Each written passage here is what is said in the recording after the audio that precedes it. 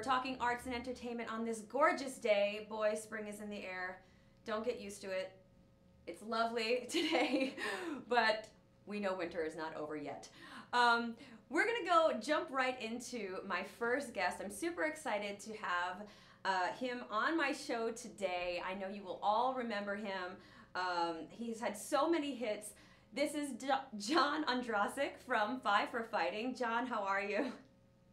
Ava, how you doing? Great. Thank you so much for being here. So, Five for Fighting is doing a show here in Rhode Island at the Greenwich Odeum.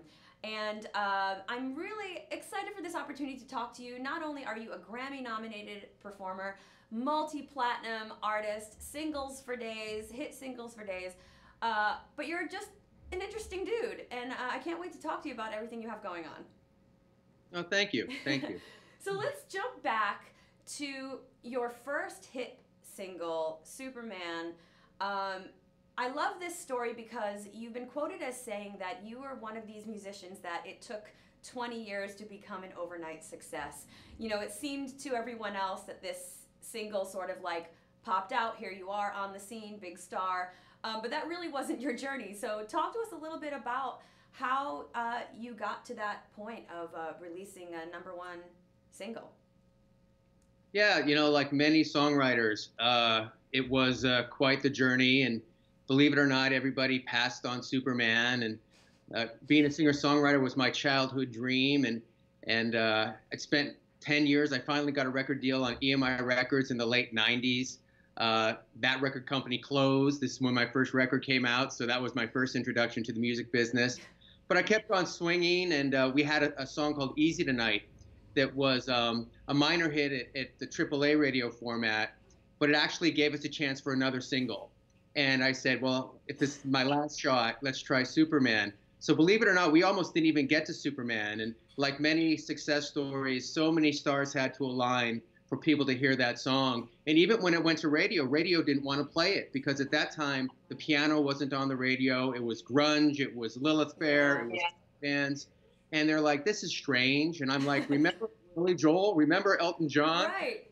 And so Superman kind of was different. And I think that's why people, I think, resonated with it and the message of our kind of unique, innate humanity. And then after that, the career was born.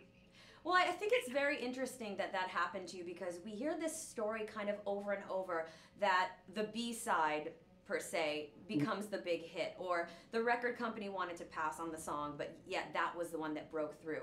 So when the record company and the other people you were contacting were like, nah, on the song, what made you stand by this song and believe in it and say, no, I really feel like this is going to cut through and really impact people? Well, I'd seen the reaction of people when they heard it. I always tell, young songwriters, play live Yeah. because every night you think you wrote Let It Be in your basement, and until you play live, you really don't know what will work. And I'd seen some of the reaction with folks of kind of all ages.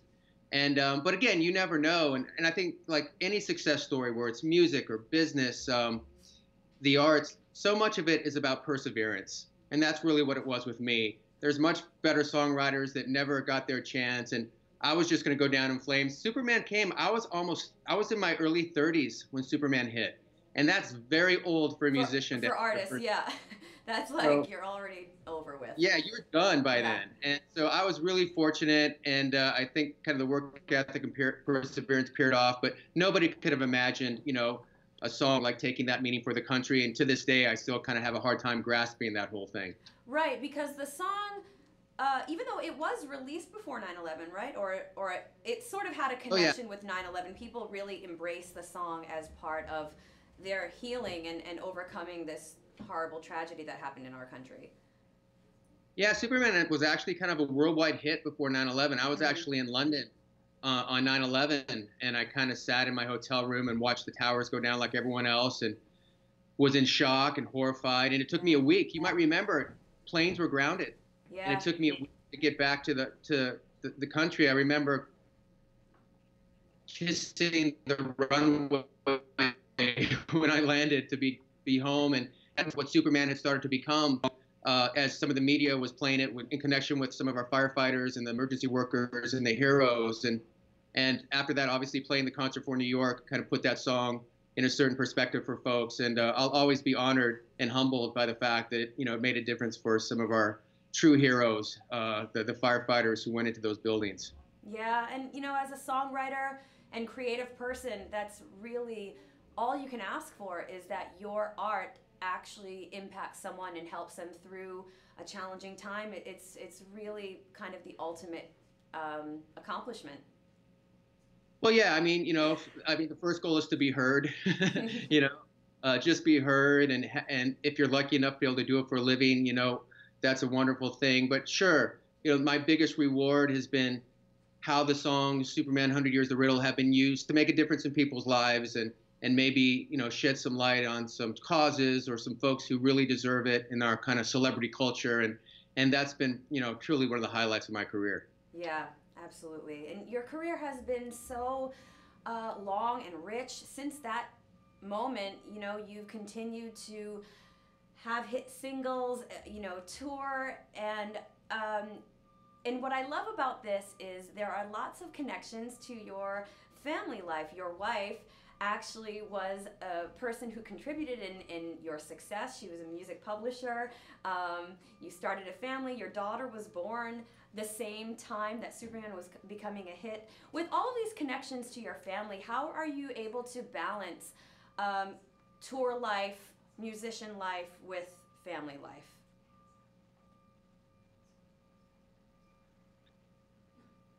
That's a great question. Actually, one of the things I've been doing the last 4 or 5 years is these keynotes that kind of talk about music in comparison to business or life or philanthropy. And one thing I talk about is the great challenge, which I call it, which is balancing your ambitions and your job obligations and your ego with your family, with your own personal happiness. And it's really hard. I got to be honest with you. Early in my career, I wasn't very good at it because, I'd kind of started living my dreams and I had obligations and promotions and I was away from home a lot with 2 little kids. And I was so blessed that my wife, Carla, was a music publisher. She got me my first record deal. So we were kind of in this together from the beginning. And she understood some of the things I had to do, but it was great because we could ride the roller coaster together. And the great thing about having kids too is, whether you have a hit song or a flop, they give you a perspective that is so important for artists, because we live our lives, our self-esteem is so kind of consumed by what we do when it's frankly, not the most important thing. So I've been really blessed to have a great support system from my parents. I still work at my dad's family business, my Amazing. son, yeah, but again, I think a lot of those themes, filter into my songs. 100 Years really is a post-it note about recognize the moment. The riddle, it's about what's important. Chance is about keep on swinging. So all these Right. songs that I think come out of the same life experiences we have living, and maybe that's my my road to people's kind of mind and why they can relate to some of these songs. Right. Let's talk about your musical influences a little bit because you have a very varied sort of influence musically. Everything from your mom sort of exposing you to musical theater to Stevie Wonder, Freddie Mercury, those kinds of songwriters, like you mentioned, Elton John, kind of piano based songwriting. How did those influences mold you into the songwriter that you are today? Well, I'm certainly a child of the 70s. I think the 70s, late 60s is the golden age of songwriting. And, Stevie Wonder's Sir Duke was the first record I bought. And certainly the Beatles were a big influence on me.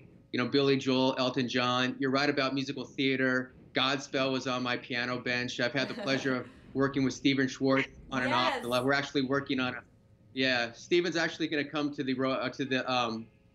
Richmond show and do some songs with me. But yeah, Amazing. I had a lot of influences, and then I kind of got into my rock phase and Zeppelin and The Who and AC/DC. But good songs are good songs, Yeah. and I go back to Cats in the Cradle and Joni Mitchell and Elton and the prolific nature of those songwriters. And certainly I've tried to emulate them, and you can hear their influences in my music. And I think that's a reason why those songs stand the test of time, and possibly why a few of mine do too. Absolutely. No, I definitely feel that point that there is a quality to your songs that are sort of timeless. It's just a timeless sort of good song, which is great. It's really what you want. You can listen to it today the same way you could listen to it 15 years ago. So yeah, I definitely agree with that. Awesome. So I want to talk about this Stephen Schwartz thing. I'm a big musical theater person too. Stephen Yeah. Schwartz, of course, Mr. Wicked. I think most people would recognize that. How did that collaboration come about? Well, Stephen actually reached out for his movie Enchanted. He remember the movie Oh Enchanted. That yes, was yes. Stephen, and he wanted me to do a song in Enchanted. And unfortunately, I was working on another movie called August Rush, so I couldn't do it. But I sent him a note saying, "Hey, I love you. Godspell's been on my my piano bench forever. Corner in the Sky. My Right. daughter's seen Wicked 19 times, and if you're ever in LA, I'd love to buy a cup of coffee." And it turns out he was a fan of mine. He's a fan of pop music. And we got together, and the day we got together, we started writing a song called Slice, which was a top 10 AC song. And it was the first, I think, pop hit Stevens had since Day by Day back in the 60s. Cool. So that was We've definitely a continued to be win-win. friends. Yeah, and we've continued to be friends. We're actually working on a project right now for ABC, so we're writing songs together. And he's such a class guy for an icon in the business, and he's at the top of his game, and a true inspiration every time I work with him. So cool. What an awesome experience. So I want to talk briefly. There's so many different things that you are a part of. I definitely wanted to talk a little bit about your charity work. You started a website called What Kind of World Do You Want? This is sort of like a video based way that people can raise money for charity. I think it's a really cool idea. I'd love to know a little bit more about it. Yeah, we started back in the day. I saw how my songs can kind of fit very well with various charities and movements, and so we started this video website where people would make a video, pick one of five charities, and we'd get some donations. And if your video got 10,000 views, then we'd donate $10,000 to the charity of your choice. And that worked great until we got somebody who got 3 million views. I see the So problem, yeah. we had to we had to evaluate that, but it was really good because people could be creative. They could have their own voice. It was fun. They had a choice in the charities they kind of chose, and it was a great kind of lead into the next venture, which was a CD for the Troops project, a project where we made CDs for all the troops for free of the biggest songs ever. And we gave those out around the world to kind of just let them know how we love them. But yeah, over the years, it's been such a kind of honor to tour the world, and whether it's our troops or Augie's Quest, which is an ALS charity, or Autism Speaks. You talk about Superman. That song resonated with so many people that faced such great challenges and continue to face great challenges. And it's kind of allowed me to meet some true heroes. And it's been inspiring for many other songs along the way. Awesome. And what a great way to use your celebrity and your connections to help out some charities. Definitely really cool. I wanted to talk quickly about, you are definitely like a sports super fan. You're a hockey fan. Obviously, there's the connection with the Five for Fighting name. So I have a couple of questions. Since you are a hockey fan, do you like all types of winter sports? Are you into the Winter Olympics right now? Well, I am. I'm a skier.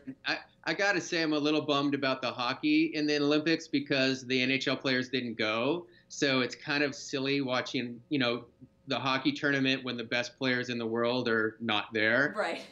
But I'll tell you what I am excited about is the women's hockey because Yes, we're getting applause in the studio here. the USA and Canada are by far the two most elite teams. They ripped our hearts out in the last Olympics. So the only event I really care about this Olympics is the USA Canada hockey gold medal match. Go girls! We are Go cheering for you, USA, USA. Exactly. I love it. So you're going to be here in Rhode Island on St. Patrick's Day, actually, March 17th. What can we expect with this tour? Is it going to be, we get to hear all the hits? Are you going to give us some new stuff? What can we expect at this show? Well, I'm really excited about this show. I've been through the neck of your neck of the woods a few times, but this is a little different. I'm bringing a string quartet with me. Oh, cool. A few years ago, I started doing symphony shows, and it was so fun and inspiring for me, and the audiences seemed to like it. We kind of broke that down to a quartet show. So it's basically me at the piano with string quartet with some of the finest New York City genius string players you will ever see.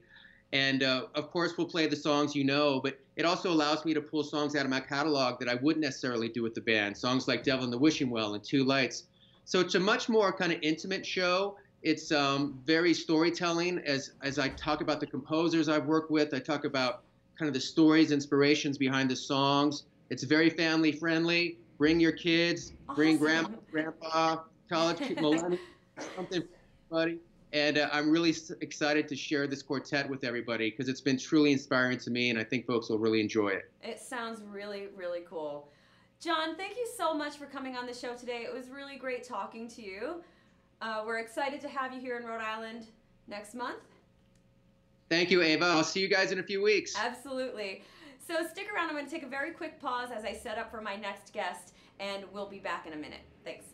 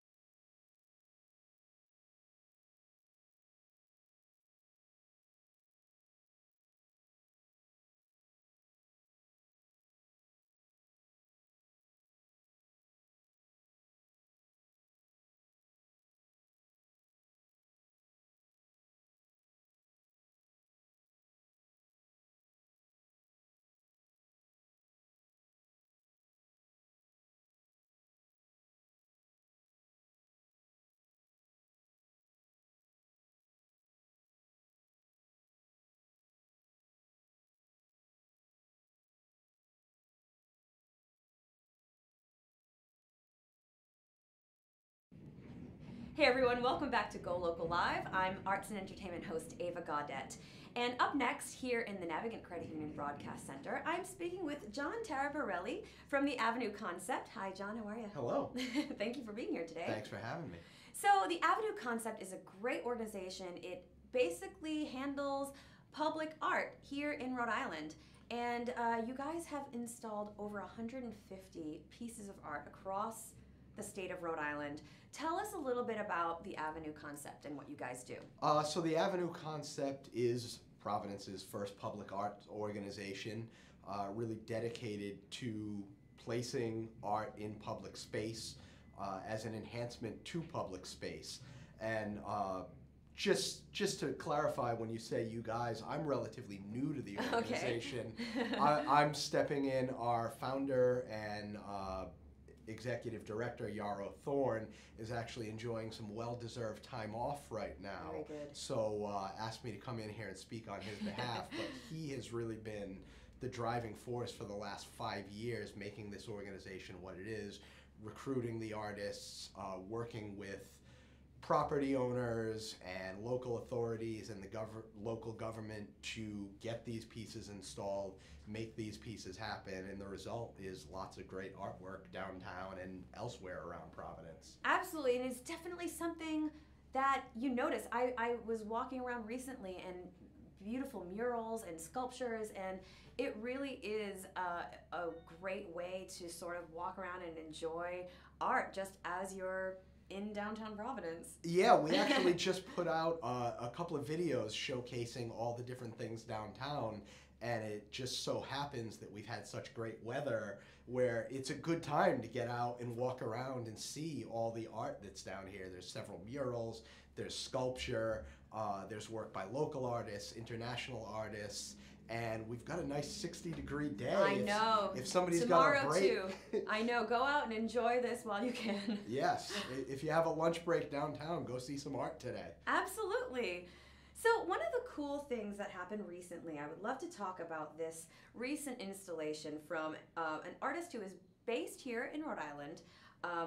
Puroku Kopakati. Yep. I got it right. So this is such a fascinating story because he had a sort of 20-year journey to get his artwork installed right here at Kennedy Plaza in downtown Providence. This is such a long journey. Tell us a little bit about how it started and how it ended up finally happening. Yeah, Puroku is an incredible artist. He's been practicing as an artist for nearly 50 years. He's been in Rhode Island for, I believe, over 30. He is Peruvian born. He comes from the Aymara, which is a pre-Incan indigenous civilization based in the Andes, and his work really represents that. And then he came, like I said, about 30 years ago to Rhode Island and has been living and working here ever since. He's had a studio on Block Island. He now has a working studio in West Kingston. And in 1995, he got the go-ahead from what was then called the Board of Park Commissioners to do this installation of sculpture in Kennedy Plaza. He really had this dream of putting his work in a public place. You know, his art really represents people and everyday struggles, and he wanted to share this art in a very public place. And he proposed this project for Kennedy Plaza. He got the green light for it. He got a key to the city. Yeah, it was a big deal when it happened 20 years ago. Exactly. Yeah. The mayor declared it Kopakati Day in Providence.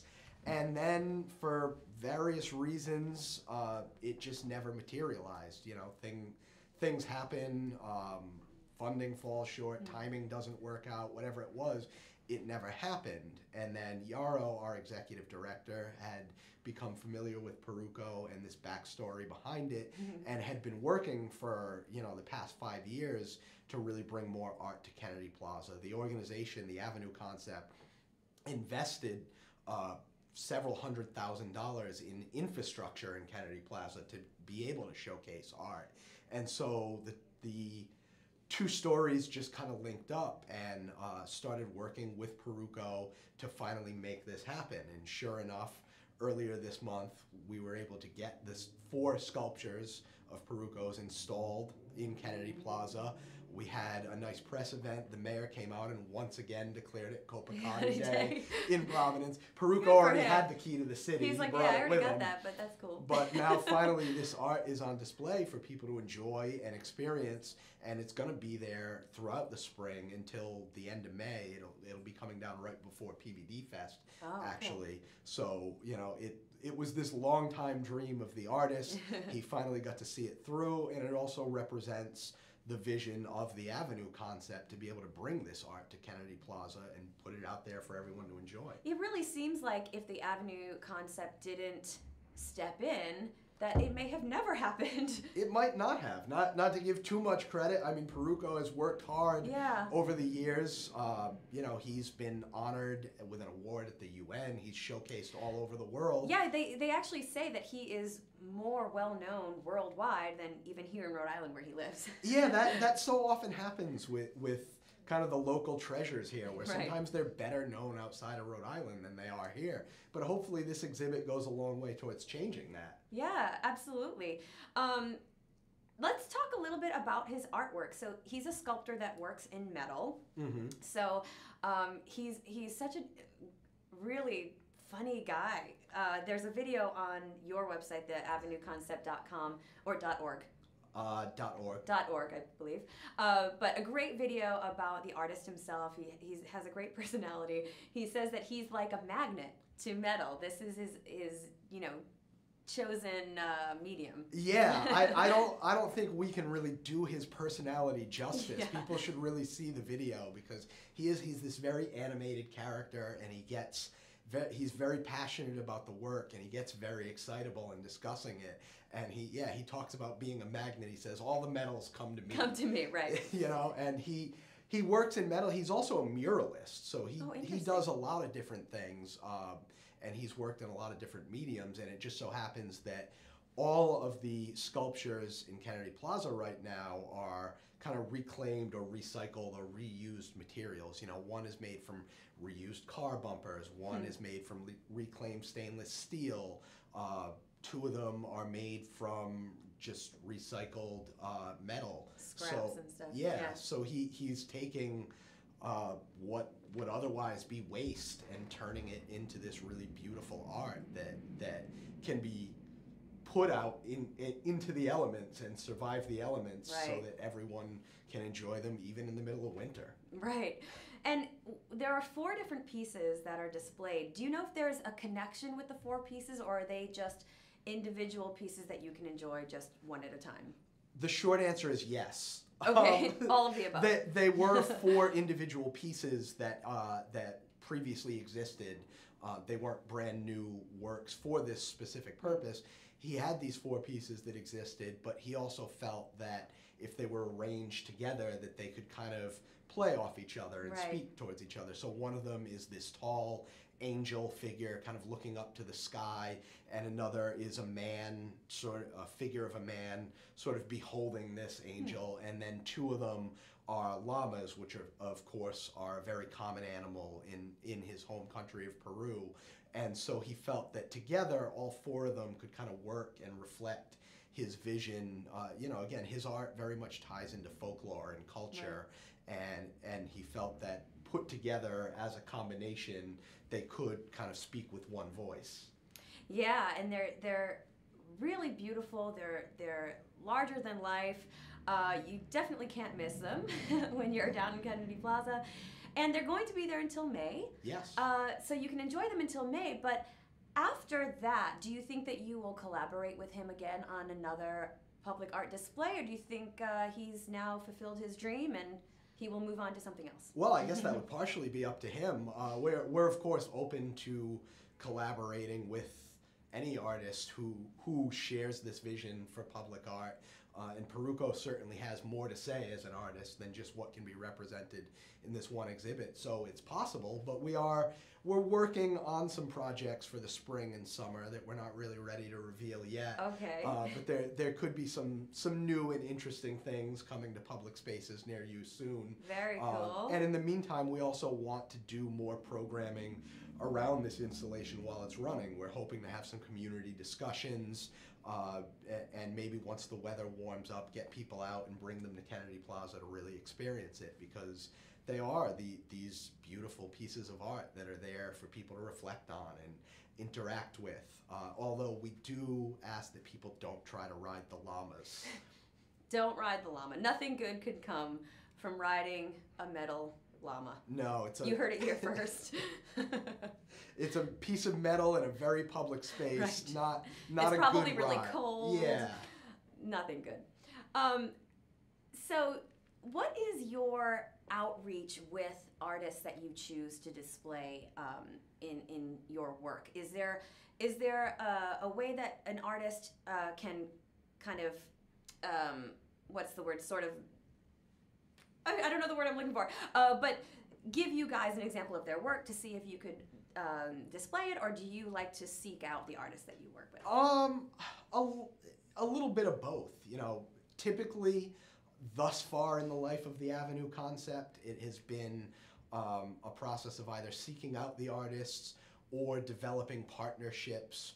For instance, some of the murals that are downtown, the 2 really well-known ones at Washington and Mathewson Streets that face each other, those were 2 Polish artists, and that came about through a partnership with Inoperable Gallery, which is a public art concept based out of Austria, but founded and run by a Providence native. And so the connection to those artists came about through Nick Platzer, the Providence native who founded Inoperable and worked with us to bring these artists to Providence to do this work. Same thing with the other big mural that happened last year from Andrew Hem, who's an artist based out of LA of Cambodian descent, and he came and did this work that really reflected not only his own heritage, but also Providence's large Cambodian population. And again, that was kind of curated. Mm-hmm. But at the same time, we are an arts organization that is open to partnerships and collaboration. And in the future, we're looking at ways to maybe potentially make that process more open and allow artists to submit work, or that was the word I was looking for. Yeah. Submit. But it's really kind of an ongoing process and an evolution because, you know, the organization's been around for 5 years. It's installed a lot of work, but really we're just getting started. Yeah, I mean, 150 plus pieces of art installed in Rhode Island. Is there one that you're particularly most proud of? I know that's sort of hard to say, but and for me to say proud is difficult because, to be honest, I wasn't a part of the organization until very recently when most of these works happened. I can say the one that I personally really love is the one by Bedst, one of the Polish artists at Mathewson Street. It's called "She Never Came," and it's the I know exactly the one you're talking about. It's breathtaking. Yeah, for those who haven't seen it, it's a guy seated at a table, kind of tossing what you can assume might be an engagement ring in the air, and he looks very forlorn and sad. And it's a really powerful piece. You know, it really kind of stops people in their tracks. That's the story. I was walking past, and I literally had one of those moments where, you know, if you look at a huge mural this big, you only see a little piece of it, but if you take a step back and you enjoy the entire piece, it's truly breathtaking, really amazing. I could probably have a whole other interview about how that piece was actually, put on this wall, on the building. It's just incredible how it happened. Yeah, so I'd say that's my personal favorite. I can't claim any credit right. for how it came together, but I really love that one. And actually on our website, there's a really great interview. There's a video of an interview with this guy, Johnny, who's the parking lot attendant there, who probably spends more time with those two pieces than anyone. And he just talks about how he feels about them and how he's seen people react to them. Yeah. And it's really interesting because they've kind of become Providence landmarks. You see them in the background of a lot of selfies. Yes, absolutely. Selfie-worthy public art. Yeah, maybe that's our new slogan. Yeah, maybe hashtag that. Well, John, thank you so much for being here. The Avenue concept, we'll have a lot of information on GoLocalProv.com that you can check out. You can read the blogs on the installations that they've done. And thank you again for being here today. It's been a pleasure. I'm going to take a quick pause, and I'll be right back.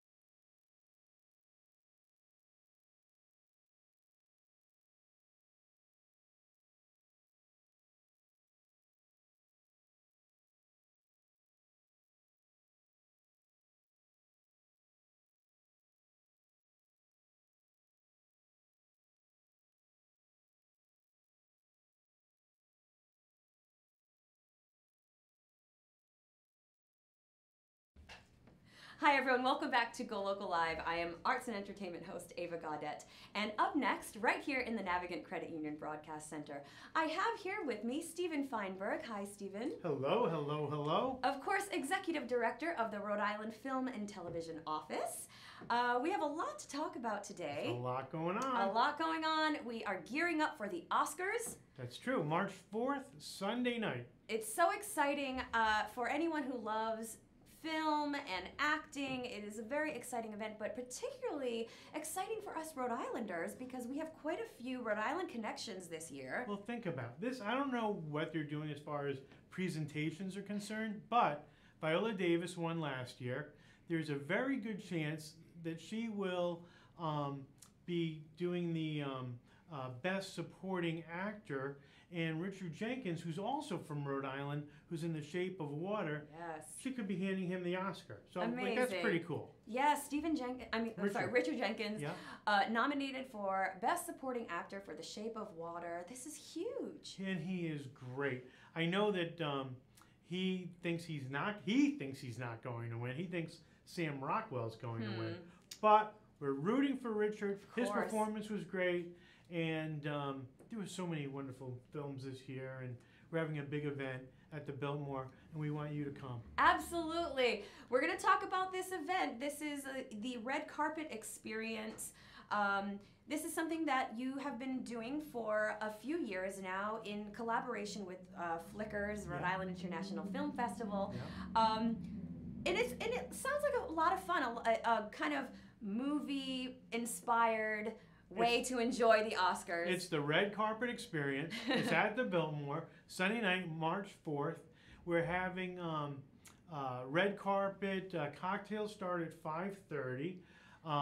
Then it's followed by a really beautiful dinner and awards presentation. We're giving Producer Circle Awards this year, as a matter of fact, to Trinity Rep. So they will be there. Mike Mano, who does a show called Conducting Conversations. He plays like a lot of film music. We've got also the Road Show. Okay. And there's a few other surprises, but it's going to be a really great night at the Biltmore. Dinner, auction items, silent auction items, really cool movie stuff, and then you get to see the program on the big screen, and we see people in their tuxedos. We see people in black their gowns. tie. Yeah, it's sort great. of like getting the Oscar experience in right here in Providence. Right, and it's covered on TV at 5:30, and it goes throughout the night. And like last year, we were rooting for Viola, and that was wonderful. It's a good time. And I lived in LA for 22 years. There's nothing like it. If you can't be in LA, go to the Biltmore. Exactly. That's exactly.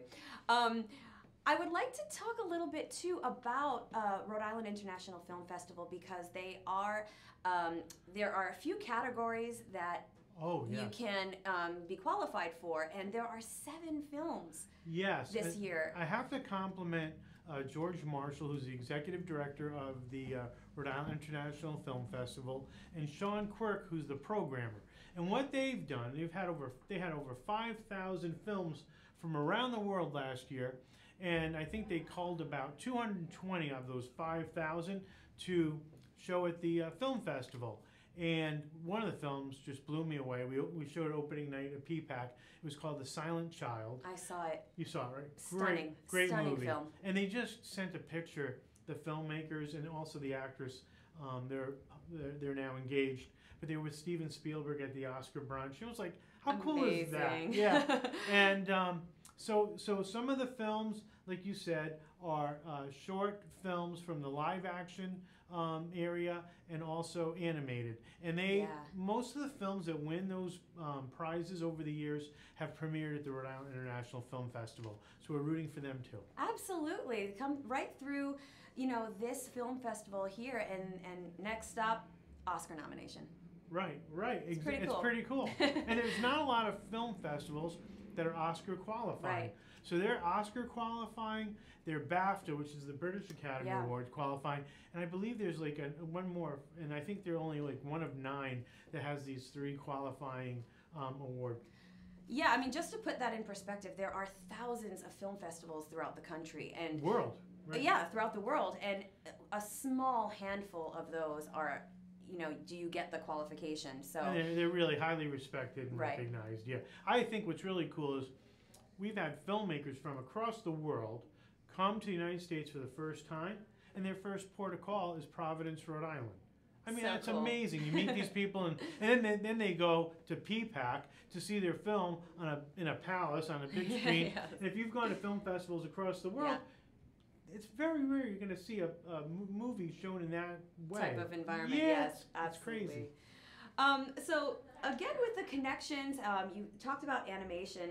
Another Rhode Island connection is an animator for Coco, the Disney Pixar film. He went to RISD, and there is sort of a Coco theme with the event. This is true. I believe it's the Day of the Dead, right? Right. And so there's going to be, I think, little Coco type of things at all the tables. There's also going to be, in a really cool way, in a nice way, we're going to be honoring some of the people that have passed this year, like Roger Moore and folks like that, film people. So we're paying our respects in a very nice way. And but again, there's going to be kinds of prizes there, and it's going to be fun. And drinks, and it's all good stuff. All the fun Yeah. stuff. So let's say I want to be involved. I have a ball gown, just dying to jump out of the closet so I can walk the red carpet. How do I get involved? Where can I get tickets? You go to film-festival.org. Okay. Film-festival.org, and then there's a button for, I believe it says red carpet. You hit Perfect. that button, you can get your tickets, and you better get them quickly because I think we only have 200 total. Okay. And like Viola Davis's sister's going to be there, Dolores, and we got a lot of cool people coming. We want you to come down because you're cool. We want more cool people. More cool people. That's what we want. Yeah. It sounds like a great time. It's going to be fun. Is there going to be paparazzi?